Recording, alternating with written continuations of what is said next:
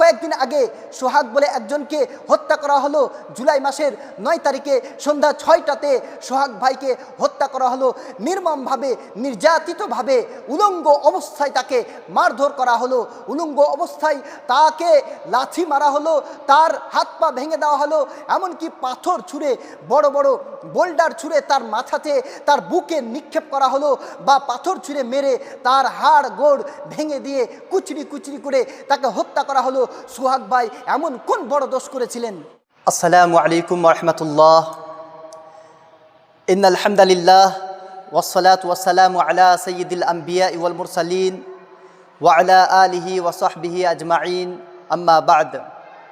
قال الله سبحانه وتعالى في القرآن الكريم: ومن يقتل مؤمنا متعمدا فجزاؤه جهنم خالدا فيها وغضب الله عليه ولعنه وأعد له عذابا عظيما.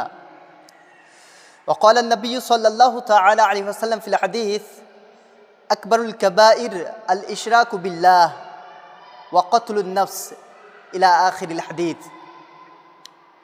সম্মানিত শ্রোতা মণ্ডলী ও মুসলিম ভাই সকল, আমি আজকে আপনাদের সামনে যে বিষয়টি উপস্থাপন করতে প্রত্যাশিত সেটি হচ্ছে হত্যার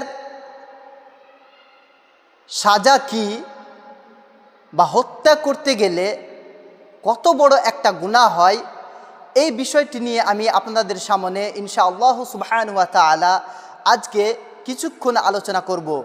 আমি আপনাদের সামনে মনোযোগ কামনা করব যে আল্লাহ সুবহানাহু ওয়া তাআলার আয়াত আমাদের এ ব্যাপারে কি বলেন, অনুগ্রহপূর্বক আমরা আজকে শুনে যাব।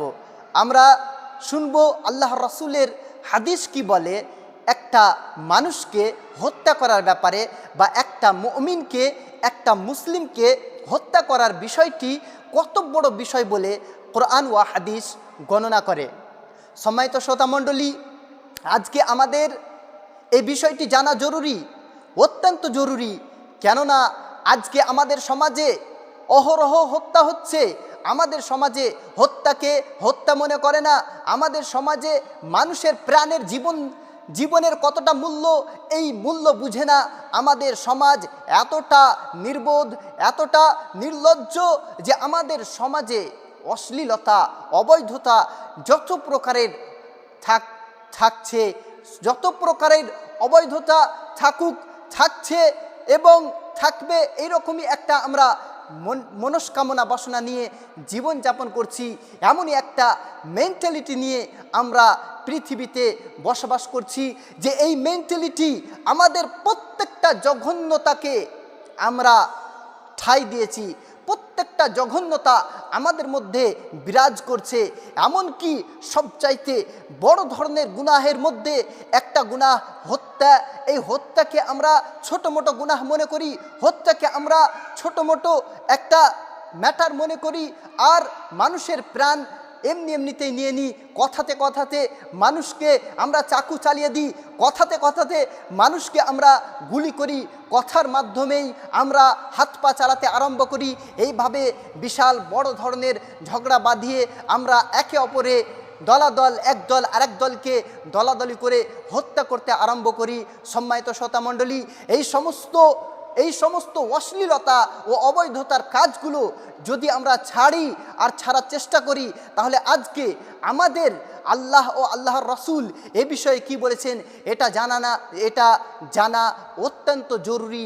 এটা জানা আমাদের জন্য অপরিহার্য বিষয়। তাই বেশি কথা না বাড়িয়ে আসি আল্লাহ সুবহানাহু ওয়া তাআলার আয়াতের দিকে, যে আল্লাহ সুবহানাহু ওয়া তাআলা হত্যার বিষয়ে কি বলেছেন। আল কোরআনুল হাকিম আল্লাহ সুবহানাহু ওয়া তাআলা সূরা আন-নিসা সূরা নম্বর 4 আয়াত নম্বর 93 উল্লেখ করেন, ওমান ইয়াকতুল মুমিনান মুতাআম্মিদান ফাজাযাউহু জাহান্নাম খালিদান ফিহা ওয়া গাদিবাল্লাহু আলাইহি ওয়া লা'নাহু ওয়া আ'আদ্দা লাহু আযাবান আযীমা। সম্মানিত শ্রোতা মণ্ডলী, অত্র আয়াতটিতে আল্লাহ সুবহানাহু ওয়া তাআলা বলেন, যে ব্যক্তি কোনো মুমিন ব্যক্তিকে ইচ্ছাকৃতভাবে হত্যা করবে, কোনো মুমিন ব্যক্তিকে স্ব ইচ্ছায় হত্যা করবে, ফাজাযাউহু জাহান্নাম, তার স্থান হবে জাহান্নামে।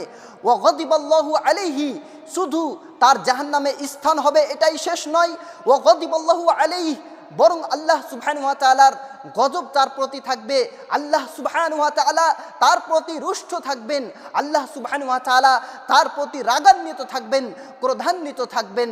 ওয়া লা'নাহু, এবং শুধু তাই নয়, বরং আল্লাহ তাআলার অভিসম্পাত তার প্রতি থাকবে, এবং ওয়া'আদ্দা লাহু আযাবান আযীমা, আল্লাহ সুবহানাহু ওয়া তাআলা এই ধরনের হত্যা, এই মুমিনকে এমনিতেই ইচ্ছাকৃতভাবে হত্যা করা, এই বিষয়টির কারণে আল্লাহ সুবহানাহু ওয়া তাআলা তার জন্য মহান শাস্তি বা বড় ধরনের শাস্তি, মহাশাস্তি উপস্থাপন করে বা রেডি করে রেখেছেন, নির্মাণ করে রেখেছেন।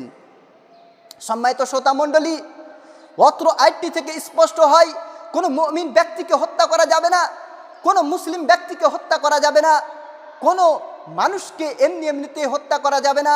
যদি কোনো ব্যক্তি কোনো মুমিন ব্যক্তিকে হত্যা করে তাহলে তার যে ফলাফল হবে সেটি হবে জাহান্নাম, এবং সে জাহান্নামে যাওয়ার সাথে সাথে সে আল্লাহ সুবহানাহু ওয়া তাআলার গজবের সে মুস্তাহিক হবে, এবং সাথে সাথে আল্লাহ সুবহানাহু ওয়া তাআলার লা'নতের মুস্তাহিক হবে, সে বড় ধরনের শাস্তির উপযোগী হবে। এটাই এই আয়াত স্পষ্ট করে।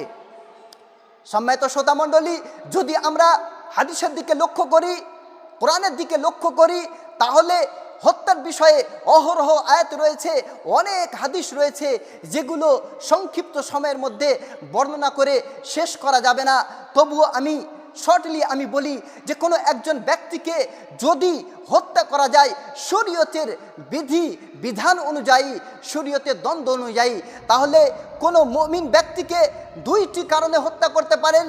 এক, কোনো মুমিন ব্যক্তি যদি সে জেনা করে বিবাহের পরে, যদি কোনো মুমিন ব্যক্তি বিবাহের পরে জেনা করে তাহলে তাকে আপনি হত্যা করতে পাবেন, নচেত আপনি হক রাখেন না যে কোনো মুসলিম বা মুমিন ব্যক্তিকে হত্যা করবেন।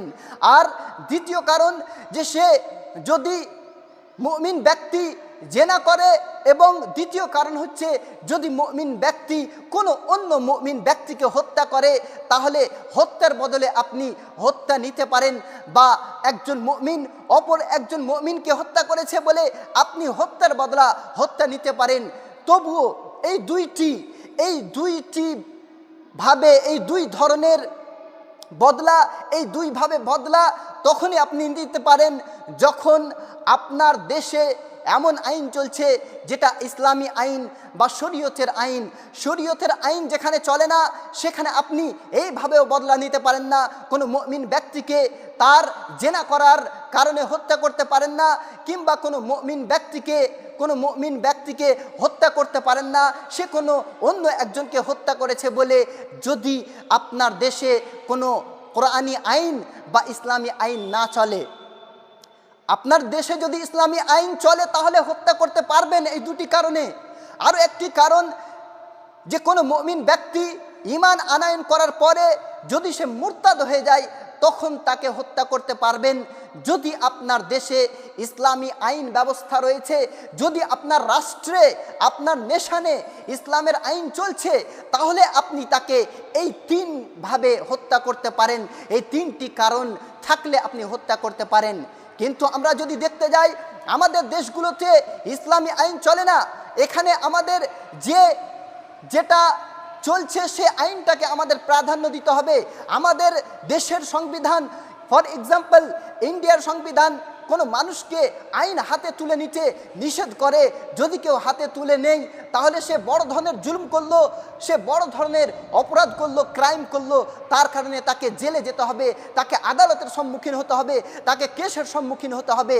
তাই কোনো মানুষ এইভাবে আমাদের ইন্ডিয়াতে কাউকে হত্যা করতে পারে না, যদিও সে মুরতাদ হয়ে গেছে, যদিও কোনো ব্যক্তি বিবাহের পরে জেনা করেছে, যদিও কোনো ব্যক্তিকে অন্য কোনো ব্যক্তিকে হত্যা করেছে। এইভাবে ইন্ডিয়াতে বা যেগুলো দেশে গণতন্ত্র দেশ, যেগুলো রাষ্ট্র শাসন ব্যবস্থা ইসলামের আইন কানুন মতে নয়, সেইগুলো দেশে আপনি কাউকে এভাবে হত্যা করতে পারেন না। ঠিক তেমনইভাবে যদি উল্লেখ করা যায় বাংলাদেশের বিষয়, যে বাংলাদেশেও আপনি কোনো মানুষকে হত্যা করতে পারেন না। কিন্তু আজকাল যদি দেখা যায় তাহলে আজকাল অহরহ যে কোনো দেশে মানুষ একে অপরকে হত্যা করছে। মানুষ নেতৃত্বের মাধ্যমে, মানুষ নেতা সাজার জন্য, নেতার সিট নেওয়ার জন্য, বা কোনো মানুষ বড় ধরনের একটা সিট বা আসন দখল করার জন্য একে অপরকে হত্যা করতে একটুও লজ্জা পায় না, একটুও তার দিলে মায়া, মমতা, দয়া, মায়া কিছুই আসে না। এমনিতেই মানুষকে হত্যা করছে। মানুষ বংশের জোর দেখা দেখিয়ে একে অপরকে হত্যা করছে, রাজনৈতিক পাওয়ার দিয়ে একে অপরকে হত্যা করার চেষ্টা করছে। মানুষ সামরিক ক্ষমতা পেয়ে একে অপরকে হত্যা করার চেষ্টা করছে। তার বম পিস্তলের পাওয়ার, তার অর্থনৈতিক পাওয়ার, তার ধনের ও ধনভাণ্ডারের পাওয়ার, বা তার প্রতিপত্তিশীলতার পাওয়ার দেখিয়ে, তার ফিজিক্যালি পাওয়ার বা ক্ষমতা দেখিয়ে একে অপরকে হত্যা করার চেষ্টা করছে। এইভাবে হত্যা করার বিষয়টি যদি আমরা এই কোরআনের আয়াতের দিকে লক্ষ্য করে ভাবি, তাহলে কত বড় একটি গুনাহ, আল্লাহ সুবহানাহু ওয়া তাআলা কত বড় ধরনের গুনাহ বলেছেন। শুধু তাই নয়, সম্মানিত শ্রোতামণ্ডলী, আমরা যদি হাদিসের দিকে মনোযোগী হই, তাহলে আরও ভালোভাবে জানতে পারবো যে বিষয়টি, কোনো একজন মুমিনকে হত্যা করা, এই বিষয়টি কত বড় বিষয়, কত বড় কাণ্ড, কত বড় পাপ। সম্মানিত শ্রোতামণ্ডলী, আমরা দেখব সর্বপ্রথম হাদিস সুনান আত-তিরমিজি হাদিস নাম্বার 1395, হাদিসটি সুনান আন-নাসাই হাদিস নাম্বার 3987 পাওয়া যায়। আব্দুল্লাহ বিন ওমর রাদিয়াল্লাহু তাআলা আনহু হাদিসটি রিওয়ায়াত করেন। তিনি বলেন, রাসূলুল্লাহ সাল্লাল্লাহু তাআলা আলাইহি ওয়াসাল্লাম বলেছেন, লা জাওয়ালুদ দুনিয়া আহওয়ানু আলাল্লাহি মিন কতলি রাজুলিন মুসলিমিন। কোনো মুসলিম ব্যক্তিকে হত্যা করা দুনিয়া ধ্বংস হয়ে যাওয়ার চাইতেও বড় কাণ্ড আল্লাহ তাআলার নিকটে। সম্মানিত শ্রোতামণ্ডলী, অত্র হাদিসটিতে বোঝানো হচ্ছে যে কোনো ব্যক্তি যদি কোনো মুসলিমকে হত্যা করে, কোনো ব্যক্তি যদি কোনো মুসলিমকে হত্যা করে, তাহলে এই হত্যা করা, একজন মুসলিমকে বা একজন মুমিনকে হত্যা করা এত বড় কাণ্ড, এত বড় একটা ম্যাটার আল্লাহ সুবহানাহু ওয়া তাআলার নিকটে, যে দুনিয়া যদি ধ্বংস হয়ে যায়, তাহলেও এই দুনিয়া ধ্বংস হয়ে যাওয়াটা এত বড় ম্যাটার নয় আল্লাহ তাআলার কাছে। সম্মানিত শ্রোতামণ্ডলী, আমরা যদি হাদিসের ভাব বুঝতে চাই, তাহলে এখানে বোঝানো হচ্ছে যে দুনিয়া আল্লাহ সুবহানাহু ওয়া তাআলা সৃষ্টি করেছেন। দুনিয়া সৃষ্টি করতে গিয়ে আল্লাহ সুবহানাহু ওয়া তাআলাকে কত বড় আসমান সৃষ্টি করতে হয়েছে, আর তার নিচে ভূপৃষ্ঠ বা জমিন সৃষ্টি করতে হয়েছে, পৃথিবী, গ্রহ, উপগ্রহ, নক্ষত্র, তারকামণ্ডলী, এত বিশাল একটা ব্রহ্মাণ্ডল সৃষ্টি করতে গিয়ে আল্লাহ সুবহানাহু ওয়া তাআলার এই সৃষ্টি বলা হয়েছে যে অনেক বড় সৃষ্টি। এবং এই ক্ষুদ্র একটা পৃথিবীতে আমাদেরকে আল্লাহ তাআলা মানুষ রূপে সৃষ্টি করেছেন। মানুষকে সৃষ্টি করতে গিয়ে আল্লাহ সুবহানাহু ওয়া তাআলা বলেছেন, আমি মানুষ।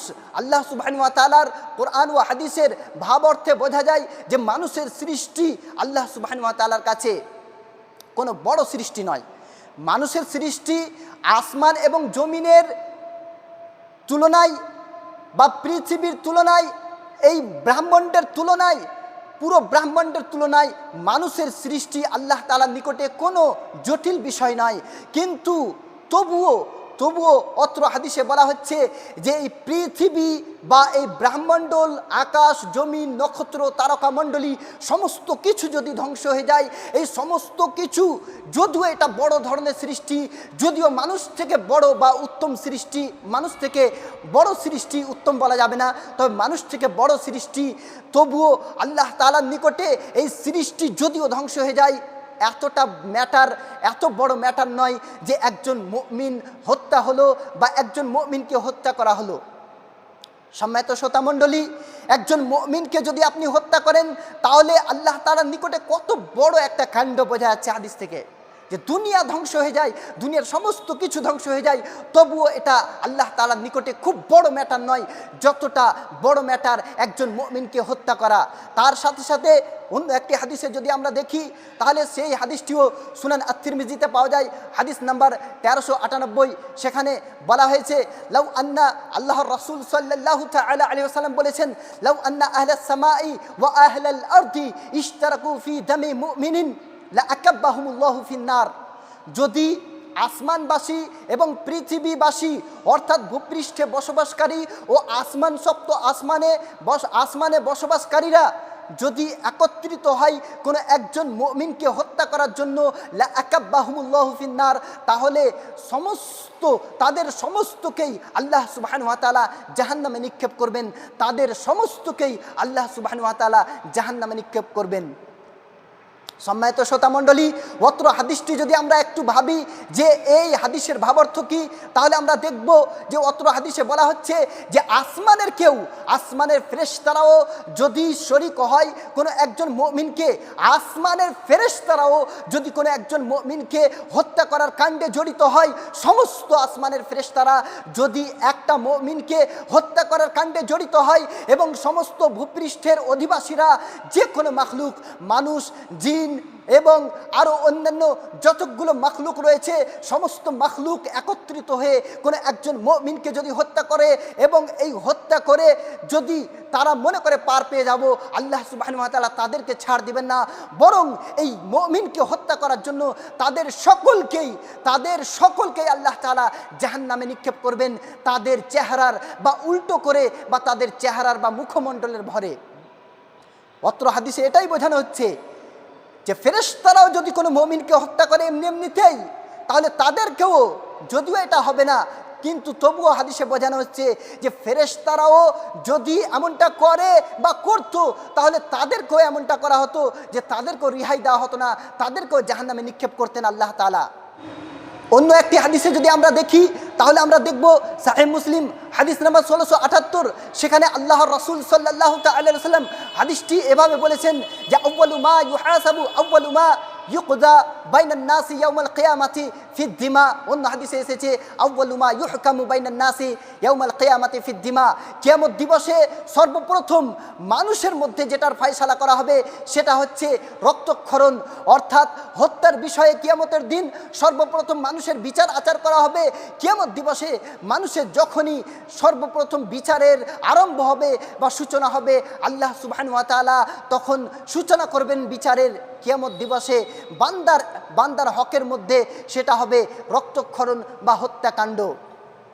সম্মানিত শ্রোতামণ্ডলী, অত্র হাদিসের ভাবার্থ এটা যে কিয়ামতের দিন যতগুলো বান্দার হকের পাপ রয়েছে, সমস্ত পাপ, আপনি যদি কোনো বান্দার জমিন ছিনিয়ে নিয়েছেন, এটা আল্লাহ তাআলা সর্বপ্রথম ফয়সালা করবেন না।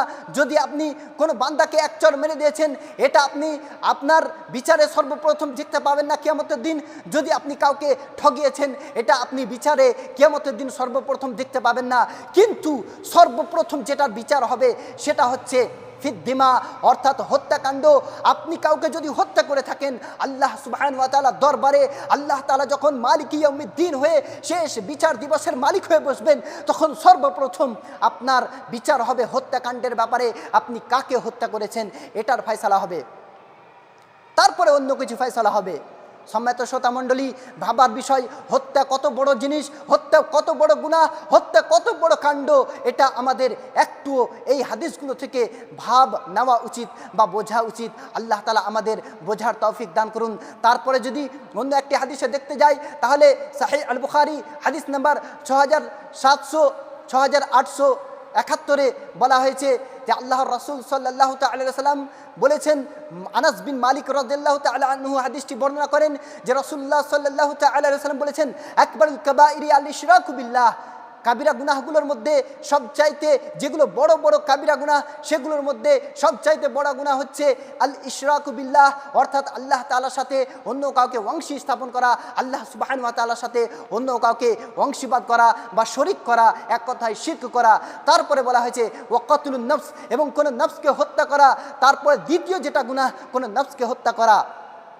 সম্মানিত শ্রোতামণ্ডলী, অত্র হাদিসটিতে যদি আমরা দেখতে যাই, তাহলে এখানেও স্পষ্টত এই হাদিসে বলা হচ্ছে বা বোঝানো হচ্ছে যে হত্যাকাণ্ড মহা ধরনের একটা গুনাহ, বড় ধরনের একটা গুনাহ, বিশাল বড় একটা বিপদ মানুষের সামনে বয়ে আনবে, এমন ধরনের একটা গুনাহ। কিয়ামত দিবসে মানুষ নাজাত প্রাপ্তদের অন্তর্ভুক্ত হতে পারবে না যদি আল্লাহ তাআলা না চান। তাহলে এমন ধরনের এটি একটি গুনাহ যে আপনাকে কিয়ামতের দিবসে ফাঁসতে হবে, আল্লাহ তাআলা দরবারে জবাবদিহি করতে হবে। এমন একটি গুনাহ, যে গুনাহটিকে অত্র হাদিসে শিরকের পরে আল্লাহ তাআলার সাথে শরীক স্থাপনের পরে বর্ণনা করা হচ্ছে, সেটি কত বড় গুনাহ হতে পারে ভাবার বিষয়। যে আল্লাহ তাআলার সাথে শরীক স্থাপন করার কথা সর্বপ্রথম বলা হচ্ছে। তারপরে দ্বিতীয় যে গুনাহটি সেটি হচ্ছে কতলুন নফস, কোনো নফসকে হত্যা করা। সম্মানিত শ্রোতা মণ্ডলী, আজকে আমাদের অলিচে পাড়াতে, আমাদের গ্রামে গঞ্জে, আমাদের জেলাতে, উপজেলাতে, আমাদের দেশে বিদেশে দেখছি যেখানে সেখানে অহরহ হত্যা হচ্ছে। আমাদের চোখের সামনে আমাদের ভাইদেরকে মারা হচ্ছে, মুমিন ভাইদেরকে, মুসলিম ভাইদেরকে মারা হচ্ছে। এমনকি হিন্দু ভাইদেরকে তারা নিজে নিজে দলাদলি করে হিন্দুরা হিন্দুদের মারছে, হিন্দুরা হিন্দুদেরকে হত্যা করছে, মুসলিমরা মুসলিমদেরকে হত্যা করছে। কোথাও হিন্দু ও মুসলিম একে অপরের সাথে লড়ালড়ি করছে, কোথাও মুসলিমরা হিন্দুদেরকে মারছে, আবার কোথাও হিন্দুরা মুসলিমদেরকে মারছে, আবার কোথাও দেখছি যে নিজ নিজ ধর্মের লোকেরা নিজ নিজ ধর্মের লোককে হত্যা করছে। মানুষের বডির, শরীরের কত দাম, কত মর্যাদা, এটা আমরা বুঝি না, বোঝার চেষ্টাও করি না। সম্মানিত শ্রোতা মণ্ডলী, আজকে যদি আমি বর্ণনা করি তাহলে আমাদের বাংলাদেশেই মাত্র কয়েকদিন আগে সোহাগ বলে একজনকে হত্যা করা হলো। জুলাই মাসের 9 তারিখে সন্ধ্যা 6টাতে সোহাগ ভাইকে হত্যা করা হলো নির্মমভাবে, নির্যাতিতভাবে। উলঙ্গ অবস্থায় তাকে মারধর করা হলো, উলঙ্গ অবস্থায় তাকে লাথি মারা হলো, তার হাত পা ভেঙে দেওয়া হলো, এমনকি পাথর ছুঁড়ে, বড় বড় বোল্ডার ছুঁড়ে তার মাথাতে, তার বুকে নিক্ষেপ করা হলো, বা পাথর ছুঁড়ে মেরে তার হাড় গোড় ভেঙে দিয়ে কুচরি কুচরি করে তাকে হত্যা করা হলো। সোহাগ ভাই এমন কোন বড় দোষ করেছিলেন? তিনি এমন কোন বড় দোষ করেছিলেন? তিনার দোষ জানা গেছে যে তিনি চাঁদা দেননি, তিনি চাঁদা দেননি। তার কাছে চাঁদাবাজিরা চাঁদা চাইতে এসেছিল। চাঁদা চাইতে এসে তারা যখন চাঁদা চেয়েছে তিনার কাছে, তিনি তখন চাঁদা দিতে অস্বীকার করেছেন। এই চাঁদা না দেওয়ার কারণে একজন মানুষকে হত্যা করা কি করে সম্ভব? সোহাগ ভাইকে আমরা সকলেই দেখেছি, সোহাগ ভাইকে হত্যা করা হলো বাংলাদেশে, সকলেই দেখেছি যে তাকে কিভাবে হত্যা করা হলো। মানুষ একটুও ভাবে না যে মানুষের বডির দাম কত। সম্মানিত শ্রোতা মণ্ডলী, শরীয়ত আপনি কোথায় হত্যা করার হক রাখেন? শরীয়ত তো কোনো জায়গায় হত্যা করার কথা বলে না। যে 3 জায়গায় আমি উল্লেখ করলাম, সেই 3 জায়গা ব্যতীত অন্য কোথাও শরীয়ত, ইসলাম যে মানুষকে শরীয়ত দিয়েছেন, তিনি হচ্ছেন আমাদের রব, আমাদের সৃষ্টিকর্তা মহান আল্লাহ সুবহানাহু ওয়া তাআলা। তিনি মানুষকে সৃষ্টি করেছেন, তিনি কোথাও মারতে বলেননি এই 3 জায়গা ছাড়া। আপনি একজন সৃষ্টি, আপনি মানুষকে সৃষ্টি করেননি, আপনি রব নয়। আপনি মানুষকে না সৃষ্টি করেছেন, না সৃষ্টি করতে পারেন। আপনি তো মানুষের একটা চামড়াও সৃষ্টি করতে পারেন না, আপনি তো মানুষের একটা চক্ষুর কণাও সৃষ্টি করতে পারেন না, আপনি মানুষের কোনো কিছুই সৃষ্টি করতে পারেন না। আপনি নিজেকে বিপদের সম্মুখীন হওয়া থেকে বাঁচাতে পারেন না। কি করে একজন নফসকে হত্যা করে ফেলেন? একজন জীবিত মানুষকে, একজন মুমিনকে, একজন বিশ্বাসীকে কোনো একটা চাঁদার কারণে, চাঁদা না দেওয়ার কারণে, কয়েক হাজার টাকার কারণে, 8-10 হাজার টাকার কারণে কিভাবে একজন ব্যক্তিকে, অথচ সে ব্যক্তি মুমিন, কিভাবে আপনি হত্যা করেন, কিভাবে হত্যা করতে পারেন? সম্মানিত শ্রোতা মণ্ডলী, এই সমস্ত কাণ্ডগুলো যদি আমরা দেখি তাহলে অহরহ শুধু এই সোহাগ ভাইকে নয় যে সোহাগ ভাইকে একাই হত্যা করা হচ্ছে, আমাদের দেশ বিদেশে অনেক ভাইকে হত্যা করা হয়েছে। আমরা যদি দেখি তাহলে অনেক ভাইকে হত্যা করা হয়েছে। আবু সাঈদ ভাইকে 2024-এ হত্যা করা হলো। আবু সাঈদ ভাইকে এমনিতেই হত্যা করা হলো। সে তো মাত্র একটা মিছিলে গিয়েছিল, সে হকের বিরুদ্ধে, সে বাতিলের বিরুদ্ধে আওয়াজ তুলেছিল, হকের আওয়াজ তুলেছিল, তাকে গুলি করে পুলিশে হত্যা করেছে। এইভাবে অনেক ভাইকে হত্যা করা হয়েছে। আমরা যদি দেখি ইন্ডিয়াতে, তাহলে ইন্ডিয়াতে দেখতে গেলে আমরা অনেক মানুষকে এমনিতে হত্যা করা হয়েছে। রাজনৈতিক নেতারা মানুষদেরকে এমনিতেই হত্যা করছে। তাদের কোনো বডির দাম নেই বা তাদের দেহের দাম নেই, এমনটা মনে করছে। সম্মানিত শ্রোতা মণ্ডলী, শরীয়ত মানুষকে হত্যা করতে 3 জায়গায় আদেশ করেছেন। তার সাথে সাথে যদি আমরা দেখি তাহলে কোথাও যদি আল্লাহ সুবহানাহু ওয়া তাআলার আয়াত যদি দেখি তাহলে আল্লাহ তাআলা বলেছেন চোরের হাত কাটো। আল্লাহর রাসূলের হাদিস দেখি তাহলে সেখানেও বলা হয়েছে চোরের হাত কাটো। কিন্তু হাত কাটার অর্থ এটা নয়, হাত কাটার অর্থ এটা নয় যে ওই চুরি করেছে তো চুরির বিনিময়ে হাত কাটো, বরং সাজাস্বরূপ হাত কাটতে বলা হয়েছে। আপনি চাঁদাবাজি করতে গিয়ে 10,000 টাকার বদলে কোনো মানুষের প্রাণ নিতে পারেন না। চাঁদাবাজি করতে গিয়ে কোনো মানুষের প্রাণের কতটা দাম আপনি দাম দিতেই পারবেন না। এর পূর্বেই তো বললাম যে আল্লাহ রসুলের হাদিস থেকে স্পষ্ট হয় যে কোনো ব্যক্তি যদি কোনো মুমিন ব্যক্তিকে হত্যা করে তাহলে আল্লাহ সুবহানাহু ওয়া তাআলার নিকটে এত বড় একটি কাণ্ড যে দুনিয়া যদি ধ্বংস হয়ে যায়, দুনিয়ার সমস্ত কিছু যদি ধ্বংস হয়ে যায়, তবুও এত বড় ম্যাটার নয় একজন মুমিনকে মেরে ফেলা, নির্মমভাবে হত্যা করা যত বড় ম্যাটার আল্লাহ তাআলার নিকটে। সম্মানিত শ্রোতামণ্ডলী, আমি বলতে যাচ্ছিলাম যে আমাদের দেশ বিদেশে অহরহ হত্যা হচ্ছে। যদি আমরা দেখি তাহলে ইন্ডিয়াতে ধর্মীয় বিদ্বেষ বা গুজবের কারণে অনেক ব্যক্তিকে হত্যা করা হয়েছে। মোহাম্মদ আখলাককে 2015 সালে হত্যা করা হয়েছে, জুনায়েদ খানকে 2017 সালে হত্যা করা হয়েছে, রাখবার খানকে 2018 সালে হত্যা করা হয়েছে, তাবরেজ আনসারিকে 2019 সালে হত্যা করা হয়েছে, শাহনওয়াজ খানকে 2022 সালে হত্যা করা হয়েছে।